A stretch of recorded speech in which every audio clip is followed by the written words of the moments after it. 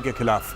Israel को यह पता है कि अगर वो ईरान पे फोकस करेगा तो वहां पे हिजबुल्ला जग जाएगा, हिजबुल्ला को मारेगा तो हमास जग जाएगा। ये जो आपने अभी फोटोज दिखा रहे हैं, वीडियो दिखा रहे हैं कि साहब लेबनान में इन्होंने बमबारी कर दी और बेका वैली के अंदर इन्होंने इतना बड़ा एयर स्ट्राइक कर दिया, एक्शन कर दिया है, ये तो चुप बैठे थे इजराइली तो 7 अक्टूबर के बाद गाजा में ऑपरेशन कर रहे थे हमास के खिलाफ।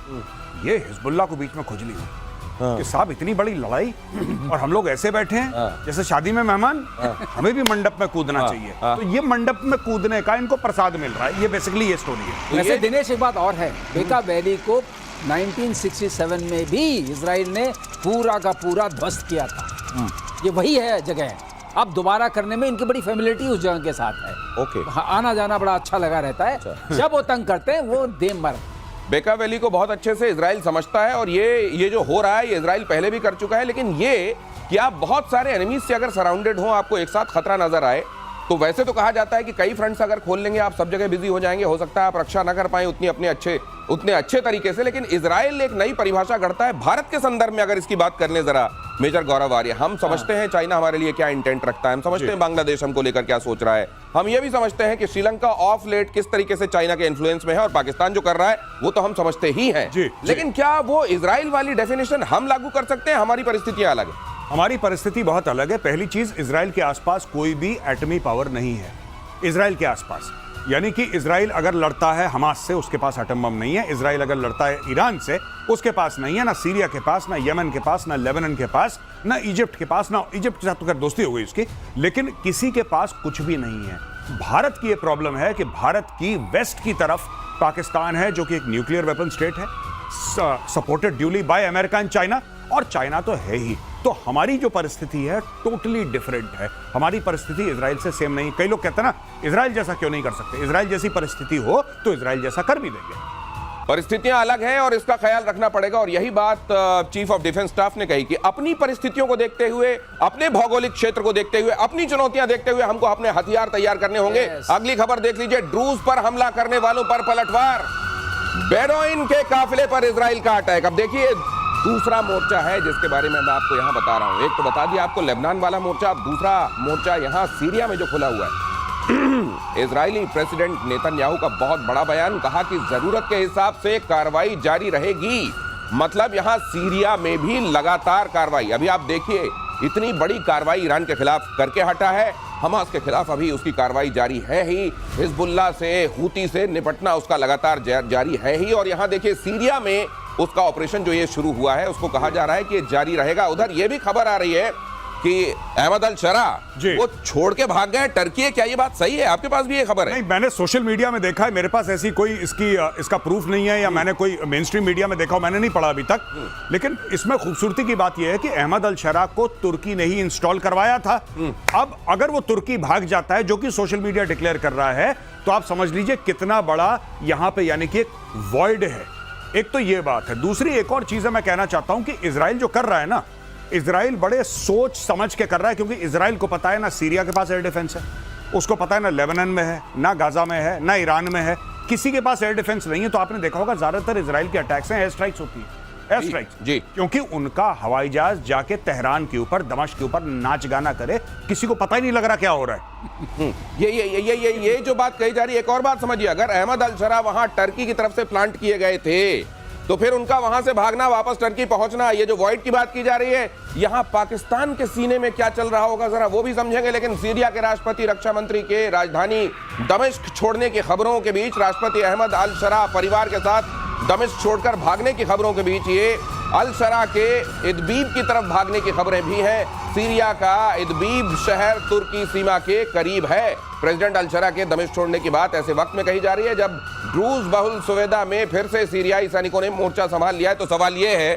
कि ये जो खलीफा बनने की चाहत, ये भी समझाइए सर, ये जो यहाँ पे कहा जा रहा है अहमद अल शरा गए इदबीब की तरफ भागे और वहां टर्की दिखाई दे रहा है, ये जो आपने कहा, ये क्योंकि वो सभी जो टर्की को खलीफा बनते देखना चाहते हैं, उनको क्या बीत रही होगी, उन पर, पाकिस्तान पर क्या बीत रही होगी? देखिए पाकिस्तान, सिंपल सी बात है, आपको पता है पाकिस्तान आज की तारीख में क्या कर रहा है, तुर्की के ड्रोन्स बेच रहा है। और इनको आदत है, एक टीवी सीरियल बनाई थी तुर्की ने, आपको पता ही है, और टीवी सीरियल बनाई थी तो बड़ी फेमस हुई वो एर्दुगुल गाजी करके एक टीवी सीरियल थी। और इमरान खान ने एक्चुअली ये बोला था कि ये इस्लामिक इतिहास है, जबकि वो टीवी सीरियल थी।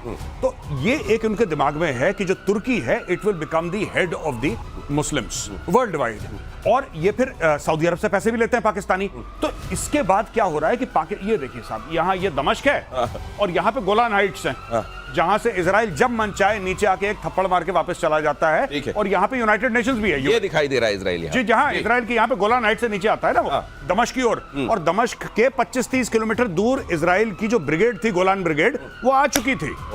एक जमाने में आ चुकी थी, आज से कुछ महीने पहले। तो अब यहाँ पे चला गया इदलिब पे, यहाँ से बस यहाँ से कट मारेगा, तुर्की के अंदर बच जाएगा ये आदमी। तो ये यहाँ पर क्या पीके श्रीवास्तव सर, ये कितना बढ़ता दिखाई दे रहा है? ये होगा, ये रिस्ट्रेंट तरीके से आगे बढ़ेगा, ऐसे ही चलता रहेगा? सीरिया न जाने कितने दिनों से ऐसे ही चल रहा है। ऐसे शारा का एक अभी बयान फिर भी आया है। शारा ने बोला है कि ड्रूज हमारे भाई हैं, वो हमारे ही हैं, हमें इंटीग्रेटेड रहना है। तो भागने की खबर से उसका तालमेल बैठता है।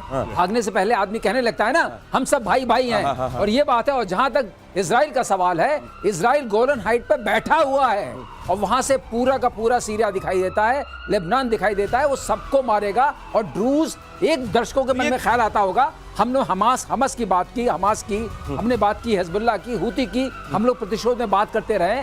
कई लोग पूछ रहे थे कि ड्रूज क्या बला है, ये कहां से नए लोग आ गए। और HTS क्या है?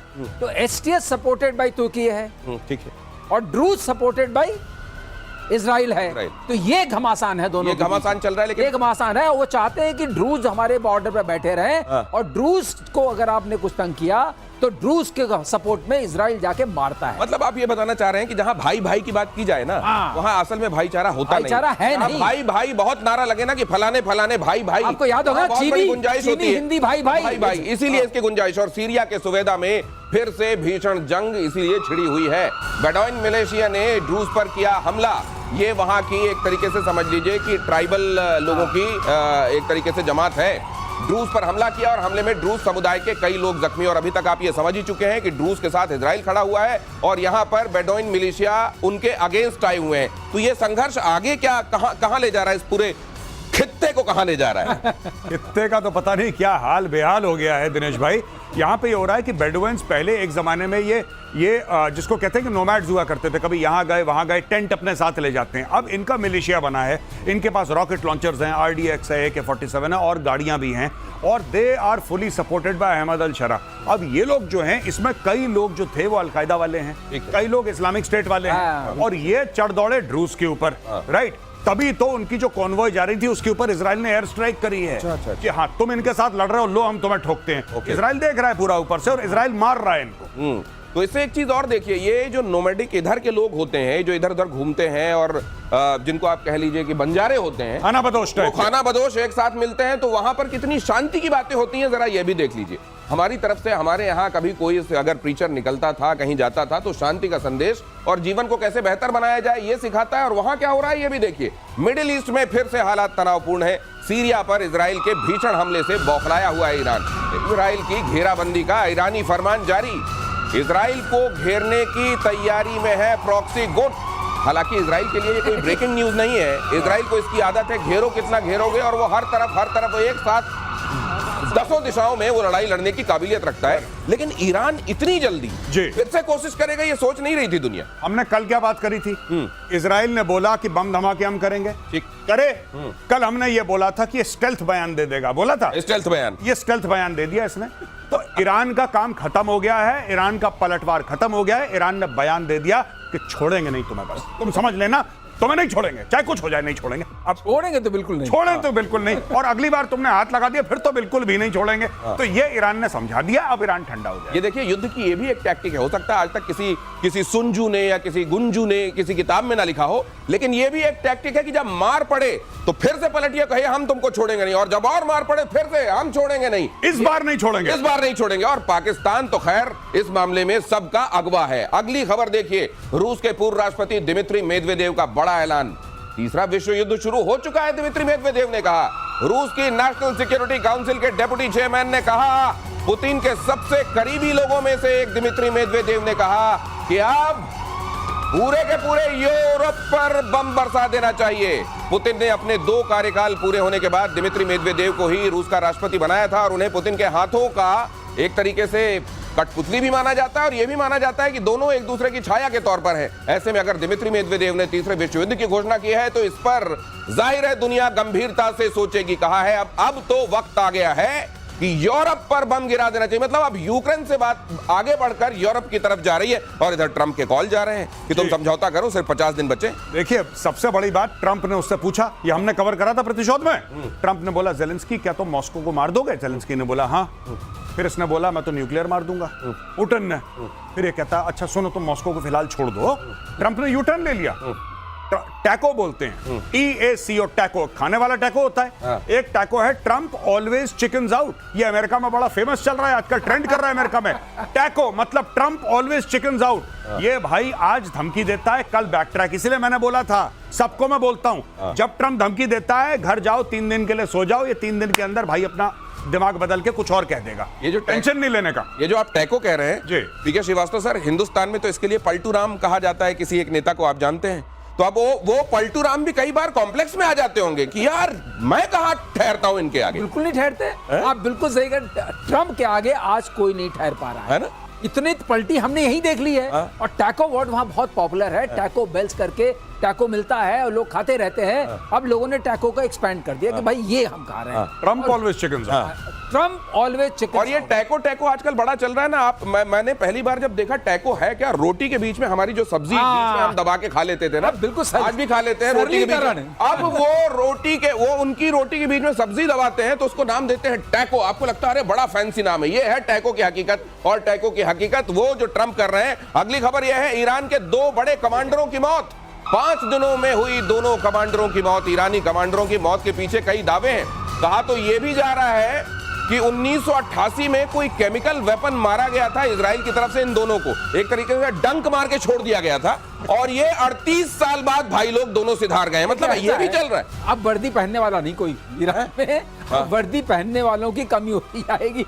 वो कहेंगे हमें सिविल में रखो। नहीं वो अरे सर, वो जैसे PF वगैरह में पैसे जमा कराते हैं तो चक्रवर्ती जो आप कहते हैं ब्याज, ये चक्रवर्ती वाली मार ये तब मारा था 88 में, कहते हैं कोई केमिकल वेपन मारा था और आज उनकी डेथ हुई है। पता नहीं क्या चक्कर है। ये वेपन के बारे में हम लोग बहुत पढ़ते लिखते हैं। हमें तो कोई मुझको ये भी लगता है गुप्त वेपन है। हाँ, नहीं, हाँ, नाम याद आया दिनेश, ये मोसाद वेपन है। ये मोसाद वेपन है जो 38 साल पहले एस्टैब्लिश हुआ था ईरान में। डंक अब मार दिया है। नहीं, मुझको एक चीज और लगती है सर, कि हो सकता है मोसाद का जब इस तरीके का रौला हो गया है, इतना पूरी दुनिया में वो जाना जाता है, यहाँ कई लोग भाई लोग अपना स्कोर सेटलिंग भी उसकी आड़ में कर लेते होंगे। बगल वाले को टपकाया, हो सकता है मोसाद हो। अब ये हजम नहीं होता कि 38 साल अगर लेड जैसा कोई स्लो पॉइजन भी दे रहे हो भाई साहब, तो 10-15 साल में खेल खत्म हो जाना चाहिए। यहाँ इतने दिनों तक रोक कर अगर जा रहा है कोई 38 साल, तो हो सकता है वहां कहीं आपस में स्कोर सेटलिंग होती है, उन्हें मोसाद ने कर दिया। जी बिल्कुल, ऐसा हो सकता है कि मोसाद के नाम का नारियल वहां पे फोड़ दिया हो। लेकिन अब इसके पलटवार में जब मोसाद का नाम चली गया है, तो अब देखना कल एक ईरान का या परसों एक ईरान का बैलिस्टिक बयान आएगा। स्टेल्थ आ चुका है। अब बैलिस्टिक बयान आएगा, उसके बाद क्रूज बयान आएगा, सारे बयान आएंगे, ड्रोन बयान आएगा, सारे के सारे बयान ईरान के आएंगे। अब आप देख लीजिएगा कि अब हम छोड़ेंगे नहीं। मेरे बयान बच गए, बता रहे हैं कि आपने चक्रवर्ती बोल दिया है सर। अरे चक्रवर्ती तो सम्राट होता है, चक्रवृद्धि था एक्चुअली। हो सकता है ये यहाँ पे जुबान फिसली हो, मर्म समझ रहे हैं हमारे दर्शक। अगली खबर देखिए, अमेरिका ने TRF को घोषित किया आतंकी संगठन। TRF ने ही पहलगाम में मचाया था कत्लेआम। आतंकी संगठन लश्कर-ए-तैयबा की ही ब्रांच है, the resistance front. Jammu Kashmir में आतंकी वारदातें करता रहा है ये TRF। अब मुझको एक चीज और लगती है, लश्कर-ए-तैयबा वो आ गया फिर जमात-उद-दावा के साथ, आपने सबको, इसको ही बैन कर दिया, इसको ही बैन कर दिया। अभी आ गया ये TRF का, फिर से बैन हो सकता है ये उस तरीके से हो जाए। अमेरिका ने तो मान ही लिया। ये इस तरीके के नाम बनाते रहेंगे, बैन होते रहेंगे, लेकिन पर्पस का सर्व होगा नहीं। देखिए, मैं आपको बताता हूं दिनेश भाई, सिंपल सी बात है। इसके बैन होने से ठीक है, ये एक बहुत बड़ी डिप्लोमेटिक जीत है भारत की। भारत ने अमेरिका को कन्विंस करा। Congratulations to doctor Jaishankar and team. लेकिन having said that, I would like to say and place on record, इससे कोई फर्क नहीं पड़ता। इससे इसलिए फर्क नहीं पड़ता क्योंकि यही चीज तो लश्कर-ए-तैयबा के साथ हो चुकी है। उसने 26/11 कर दिया जो उसको करना था। जैश-ए-मोहम्मद को पुलवामा करना था, उसने करा। क्या उसके पहले वो प्रोस्क्राइब्ड ऑर्गेनाइजेशन नहीं थी? क्या UN और US उसको आतंकी संगठन नहीं समझते थे? समझते थे। TRF को भी समझ लिया। हमें ये US ने जो करा भाड़ में जाए। हमने क्या करना है ये हमें देखना है। जब हमें पता है कि TRF के ठिकाने पाकिस्तान में, मैं अक्सर कहता हूं नल जो है ना, इसका नल, आतंकियों का नल, ये पाकिस्तान में है। पाकिस्तान में घुस के नल बंद करना पड़ेगा। कश्मीर में ऑपरेशन करने का ज्यादा फायदा नहीं है, लिमिटेड फायदा। दिनेश, इसको भी IWT ट्रीटी टाइप जो इंडस वाटर ट्रीटी है, वहां भी नल बंद करना पड़ेगा। अब ये टंकी ही रोकनी पड़ेगी सर, रोकनी पड़ेगी। और गौरव, एक फर्क पड़ेगा जरूर, ये जो जाके मौज करते थे यूएस में, वो मौज नहीं कर पाए। अच्छा, यूएस का ट्रैवल बंद हो जाएगा। और अगर उन्होंने तो सर ये बताइए, द रेजिस्टेंस फ्रंट की जगह ये द रेजिलियंस फ्रंट नाम से आप सामने आ गए। नाम हाँ, तो नाम बदलेंगे फिर सामने आ जाएंगे, सामने आ जाएंगे, ये बात है। लेकिन ये बंदे जो उसमें अभी लिस्टेड हो गए हैं, इनका जाना आना बंद हो जाएगा यूएस में। इनका अगर कुछ वहां घर वगैरह है तो फ्रीज हो जाएगा। इतना ही फर्क पड़ेगा। ये तो वहां जाना चाहते हैं सर, यूएस कहां जाना? हाँ, नहीं, ये वाले नहीं जाना चाहते। नहीं, यूएस में चाहते हैं। 72 यूएस में थोड़ी मिलती है, तो ऊपर मिलती है सर। लेकिन 72 हूर औरों को भेजेंगे ना, जो मदरसे में रखा है। तो मैं भारतीय सेना से रिक्वेस्ट करूंगा कि ये ऊपर जाना चाहते हैं तो आप व्यवस्था कीजिए, फिर व्यवस्था कीजिए, फिर तो किसी भी नाम से आए व्यवस्था हो जानी बहुत बार कह चुके हैं कि प्रीएम्प्शन इज द बेस्ट वे। हाँ, और वो जो आप कह रहे हैं ना सर कि नल बंद होना चाहिए, अब तो सर तारा सिंह टाइप नल उखाड़ देना चाहिए सर। हाँ, अब और आधे पाकिस्तानी पहनते, अब देखिए जरा, आप देखिए पाकिस्तान, जज्बा देखिए आप। आधे पाकिस्तानी पहनते हैं सेकंड हैंड कपड़े। गैलप और गिलानी पाकिस्तान ने किया सर्वे, वहां का एक सर्वे, ये ग्रुप है गैलप एंड गिलानी। उन्होंने सर्वे में बताया कि 48% पाकिस्तानी पुराने कपड़े खरीदते हैं, सेकंड हैंड बाजारों से स्वेटर, कोट, कुर्ते खरीदते हैं। अब आप ये तो जानते हैं किस तरीके के हथियार खरीदते हैं, वो तो आपको मालूम है। अब ये कपड़े कैसे आप किसी का कपड़ा पहन सकते हैं क्या, सोचिए। और मुझे तो लगता है कि ये किस तरह के कपड़ों पर किया गया है, जो हम अंदर पहनते हैं कपड़े, क्या उस पर भी ये सर्वे? और मैं तो ये कहता हूं, ये निश्चित रूप से वैसे कपड़े भी सेकंड हैंड पहनते होंगे। राम राम राम। हाँ, मुझे तो ये लग रहा है सर। और ये गैलप एंड गिलानी, ये 48% लोग जी सर कैसे पहन सकता है कोई दूसरे का पहन रहे हैं, उतरन पहन रहे हैं 48%। अच्छा, लेकिन किसकी? अब पता नहीं सर, जिसकी ये सर ये नहीं, मुझको लगता है सर आधे साल इनके चीन से आते होंगे, आधे साल अमेरिका से आते होंगे, बाकी बचे खुचे समय में तुर्की दे देता हो। जो अंदर की बात कर रहे हो तुर्की से आता है। जो आप बात कर रहे हैं अंदर की, वो मामला तुर्की से आता है, ठीक है। और बाकी जो है वो थोड़े से अमीरी वाले कपड़े अमेरिका से और नॉर्मल वाले चाइना से, जो अमेरिकन ने पहन के फेंक दिया, जो चाइनीज ने पहन के फेंक दिया, और जो तुर्की ने अंदर वाला पहन के फेंक दिया, वो डायरेक्टली पैक करके भेजो as aid package to Pakistan. ये खुद ही कह रहे हैं भाई साहब 48। ये कौन से 48? ये यानी कि हाफ ऑफ पाकिस्तानी पॉपुलेशन उतरन पहन रही है। मतलब ये क्या कहना चाह रहे हैं आप, मैं समझ गया जी। आप ये कहना चाह रहे हैं कि गैलप एंड गिलानी की जगह अगर गैलप एंड सम स्वेट होता या कुछ और होता, गिलानी ना होता उसमें, तो ये 48% की जगह 98% होता। आप ये कहना चाह रहे हैं शायद। ये अगर ऐसा है तो ये अंदर की बात है, आज सामने आ गई है, ये बाहर आ गई है। असल में पाकिस्तान को लगता है सेकंड हैंड की आदत पड़ गई है। सेकंड हैंड सिर्फ कपड़ों तक सीमित नहीं है। पीके श्रीवास्तव सर ये आपको बताएंगे सर। देखिए, कपड़े नहीं है तो लंदा बाजार है वहाँ पे। बिल्कुल सर, बिल्कुल बिल्कुल। लंदा बाजार बने हुए हैं। ये क्या होता है कराची में, जहाँ ये कपड़े मिलते हैं। हो पूरा बाजार का बाजार है। अच्छा, पूरा पाकिस्तान उसी में घुस लगा हुआ। उत्तरायण उन्होंने बताई ना, उत्तरायण बाकी लोगों की तो आ गई, वो जनरल जो उतारते वो भी तो जाएगा वहीं पर। अच्छा, नहीं तो जनरल भी वहाँ क्या उतरन पहन रहे हैं? जनरल वो नहीं पहन रहे हैं, वो तो माल सब ले रहे हैं ना। अच्छा। अपनी उतार के अपनी कौम को दे रहे हैं। अब ये कौम जज्बे में है और जनरल उतार के दे रहे हैं। जनरल कब्जे में है। जनरल के कब्जे में आवाम है और कौम यहाँ जज्बे में है। अगली खबर देखिए, भारत ने हाइपरसोनिक मिसाइल का परीक्षण किया। प्रोजेक्ट विष्णु के तहत डिजाइन मिसाइल की टेस्टिंग। डीआरडीओ ने extended trajectory long duration hypersonic cruise missile यानी ETLDHCM का टेस्ट किया। 11,000 किलोमीटर की स्पीड से अटैक। मौजूदा ब्रह्मोस, अग्नि और आकाश से काफी एडवांस है ETLDHCM। सर ये आने की ये क्या चीज है, क्या बला है, और अब पाकिस्तान इसको कैसे देख रहा होगा? प्रोजेक्ट विष्णु में दिनेश 12 तरह की मिसाइल्स बनेंगी, उसमें से एक ये है। और ये मिसाइल जो बनी है वो इंडिजिनस है, स्क्रैम इंजन चाहिए इसको बनाने के लिए। और एक बात याद रखिए, बैलिस्टिक और क्रूज, ये क्रूज मिसाइल है। क्रूज मिसाइल का मतलब यह है कि कोई भी radar, forget about Pakistan, China, कहीं भी इसको न तो पकड़ पाएगा, टेरेन हगिंग जा सकती है, मतलब बिल्कुल जमीन के जमीन से चिपक के और उसको पकड़ेंगे कैसे आप, और बीच में मैनोवर कर सकते हैं आप इसको, मतलब यहाँ से वहाँ भेज सकते हैं। बैलिस्टिक में प्रॉब्लम ये होती है कि उसकी प्रोजेक्टाइल होती है, एक तो टाइम मिलता है, आप देख सकते हैं जमीन के करीब होगी, ब्रह्मोस से 3 गुना कहते हैं, 8 गुना, 8 गुना स्पीड है। ब्रह्मोस से 8 गुना ध्वनि की रफ्तार से, ओह माय गॉड, 8 गुना ध्वनि की रफ्तार से 11,000 किलोमीटर हाँ, मतलब ब्रह्मोस की रफ्तार से 3 गुना ज्यादा, आवाज की रफ्तार से 8 गुना 8 गुना ज्यादा, जमीन के करीब, राडार तो भूल जाए किसी भी तरीके का पकड़ने से। कोई अभी तक तो कोई नहीं और है। रेंज क्या है? S-500 को चैलेंज कर सकती है ये। सर रेंज क्या है पाकिस्तान के हिसाब से, जरा रेंज समझाइए। पाकिस्तान तो 1500 2000 तक है। पाकिस्तान तो तब पार करे जब इसका तेल खत्म हो जाए। ठीक है, वो जो स्कूटर को टेढ़ा करके स्टार्ट करके निकलते हैं ना पेट्रोल पंप तक, उतने में तो पाकिस्तान को ठोक देगी। और रिजर्व लगने से भी आगे वाली स्थिति आ जाए तब भी ये पाकिस्तान को तो पार कर ही लेगी। और अब भारतीय नौसेना का अल्ट्रा एडवांस युद्धपोत, अगली खबर देखिए, भारत कैसे दिनों दिन सशक्त होता जा रहा है उसकी खबर देखिए। अल्ट्रा एडवांस युद्धपोत पहले दौरे पर चेन्नई पहुंचा, चेन्नई पोर्ट पर आईएनएस नीलगिरी का जोरदार स्वागत। स्वदेशी आईएनएस नीलगिरी अगली पीढ़ी का स्टेल्थ फ्रिगेट। 15 जनवरी को पीएम मोदी ने युद्धपोत का कमीशन किया था। आप देख रहे हैं नेवी को हर दिन कैसे स्ट्रांग बनाया जा रहा है। हर एक दिन आप नेवी से जुड़ी कोई ना कोई खबर देखते हैं और इसकी वजह यह है कि भारत ये समझ रहा है, और ये मेजर गौरव आर्य और पीके श्रीवास्तव हमारे दोनों गेस्ट आपको लगातार ये बताते रहे हैं कि भारत का जो समुद्री तट है उसको पूरा महफूज करना है, और साथ में चाइना की तरफ से हमारे समुद्री इलाकों में आने वाली थ्रेट को आने वाले दिनों, और पाकिस्तान तो है ही, उसका कराची भी हमको लगातार देखते रहना है। सर ये हर दिन जी आपको नया चैप्टर अनफोल्ड होता हुआ दिख रहा है नेवी? सिर्फ चैप्टर अनफोल्ड नहीं दिख रहा है, ये चैप्टर इंडिया में लिखे जा रहे हैं, ये सबसे बड़ी बात है। हाँ। ये और नेवी का मैं बता रहा हूं आज की तारीख में भी 95% of the stuff that the navy uses and manufactures is inside India. Navy का डिजाइन ब्यूरो है, नेवल डिजाइन ब्यूरो इसको बनाता है, डिजाइन करता है। गार्डन रीच शिप बिल्डर्स हैं, कभी आपके मसगांव डॉक्स वाले हैं, मुंबई वाले, वो बनाते हैं। ये सारा का सारा माल अंदर बनाया गया है, स्टेल्थ फ्रिगेट्स बना रहा है। अब देखिए ना, विक्रांत बना दिया कि नहीं बना दिया, तो फिर ये सब क्या चीज है इनके लिए, बहुत बड़ी बात थोड़ा है। So they are making the top platforms in the world for the navy and they are making it in India. ये सबसे बड़ी जीत है। सिर्फ ये नहीं कि नेवी में नया जहाज आया, ये जीत नहीं है कि नेवी में जहाज आया, जीत ये है कि वो it is made in India by an Indian.